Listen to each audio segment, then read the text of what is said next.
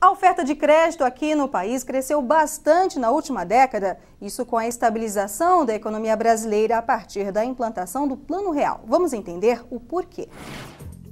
Com a estabilização da economia no país, inflação controlada e moeda forte, os bancos estrangeiros e nacionais sentiram um ambiente favorável, sem grandes riscos, para emprestar dinheiro e obter lucro.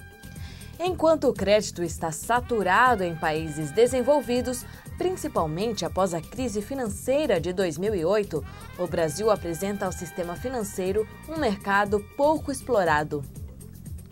Os juros praticados à pessoa física são mais altos que a pessoa jurídica, mas há público disposto a pagá-los em troca de prazos longos e recebimento imediato do dinheiro. Para se ter uma ideia da expansão, a procura dos consumidores brasileiros por crédito cresceu 16,4% no ano passado. Em 2009, a alta foi de 1,2% e em 2008 de 6,4%, de acordo com a Serasa Experian. Em relação ao Produto Interno Bruto, o PIB, que é a soma de todas as riquezas que o país produz, o crédito atingiu 46,6% em dezembro de 2010. Senhor Nicola Tingas, em relação ao crédito, como estamos em comparação a outros países? Crescemos muito nos últimos anos, mas ainda estamos atrás de países como Chile, Colômbia e outros. Por quê? Esses países cresceram muito mais do que o Brasil. O Brasil cresceu bastante na última década, mas ainda precisa crescer mais. Para isso, o governo está trabalhando em ampliar a oferta para poder crescer muito mais, ter uma demanda muito maior. E a gente vai apresentar agora alguns gráficos que demonstram todo esse crescimento do crédito que ocorreu aqui no Brasil nos últimos anos. O professor Celso Grise vai nos ajudar a entender como foi esse fenômeno, não é verdade, professor? Claro, o crescimento do crédito aqui está na linha vermelha. É a linha vermelha que evidencia esse crescimento mais fraco nos primeiros anos da década e mais forte nos últimos anos, acompanhando o crescimento do PIB, como o nosso convidado Nicola Tingas havia nos dito aqui. Temos um outro quadro aqui que também vai nos ajudar a entender como é que foi essa expansão, na verdade, o crédito oferecido à pessoa física, às pessoas comuns, os clientes comuns de bancos, não é, professor?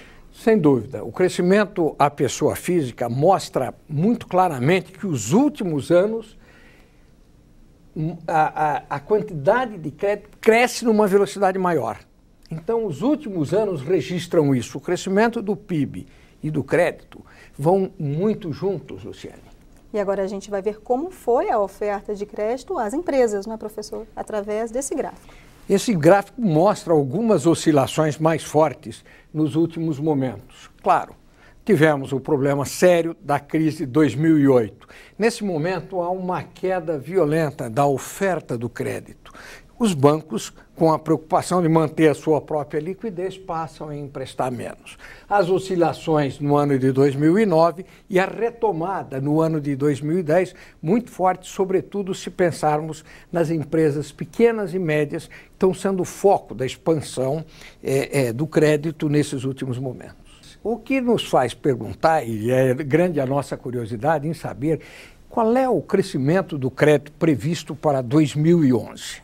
O crédito pessoa física deve crescer em torno de 15%, o que já é um excelente número comparado à inflação de 6% a 7%.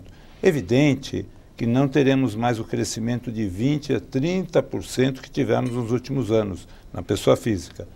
Agora, na pessoa jurídica, talvez nós cresçamos um pouco mais, 18%, 20% esse ano. Por quê? Porque estamos iniciando um ciclo de investimentos na economia. Então, nós precisamos crescer, fazer a economia crescer muito mais do que a demanda, para que a gente possa ter uma economia mais sólida, crescendo num nível maior nos próximos anos. E isso tudo sem pressionar a inflação? Por enquanto, nós temos uma pressão importantíssima na inflação, que está sendo combatida pelo Banco Central de forma gradual. Por quê? Porque o Banco Central não quer, e o governo não quer, reduzir o crescimento da economia abaixo de 4%, o que é uma boa notícia. Não é tão boa porque estamos saindo de 7% de crescimento no ano passado. Mas, de qualquer forma, se mantivermos 4% para os próximos anos, pelo menos, esperamos que mais, já é algo bom. Me parece um pouco obtusa a intenção do governo de reduzir o ritmo econômico sem reduzir o emprego. Isso é possível? É muito difícil, de fato. O governo enfrenta esse dilema, né? Quando você tem uma inflação que não é só de custos, do preço de commodities, de energia, como também vem uma parte de uma indexação que ainda existe na economia brasileira e também uma inflação forte de demanda, porque a renda e o emprego cresceram muito e houve uma explosão de consumo, é difícil, de fato, colocar essa inflação no caminho certo, rápido. Para isso, como o senhor disse, precisaria reduzir o emprego e a renda. Mas, como dissemos antes, o governo quer tentar evitar ao máximo isso. Então, ele está fazendo um ajuste gradual, tentando dar uma mão para incentivar e outra mão para segurar.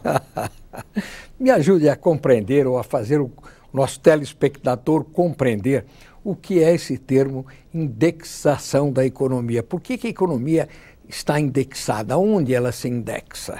Por exemplo, quando você faz um aluguel hoje, o proprietário do imóvel, seja residencial ou comercial, diz, olha, daqui a um ano vai ter uma cláusula no contrato de um reajuste automático.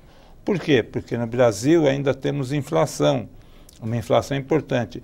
E se você não reajustar o contrato, não me pagar mais, eu vou estar perdendo. Então, é indexado, você coloca uma cláusula de reajuste para um índice. O IGPM, em geral, é usado em contratos de aluguel, ou um IPC, um índice de preço ao consumidor. Então, isso nós também temos na tabela de imposto de renda, em alguns tributos.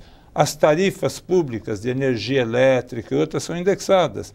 Então, infelizmente, para quem conhece a história da economia brasileira, o senhor não, que o senhor ainda é jovem, mas eu que sou mais antigo, eu conheço um pouquinho essa história, e naquela época a gente lembra que a indexação era até muito mais curta. A cada mês se trocava tudo, não é mesmo? Hoje é anual, mas ainda existe. É verdade. E daqui a pouco vamos conhecer as formas de empréstimos encontradas no mercado, onde há mais vantagens para o consumidor. Acompanhe as dicas aqui no Cifras e Safras. Voltamos já.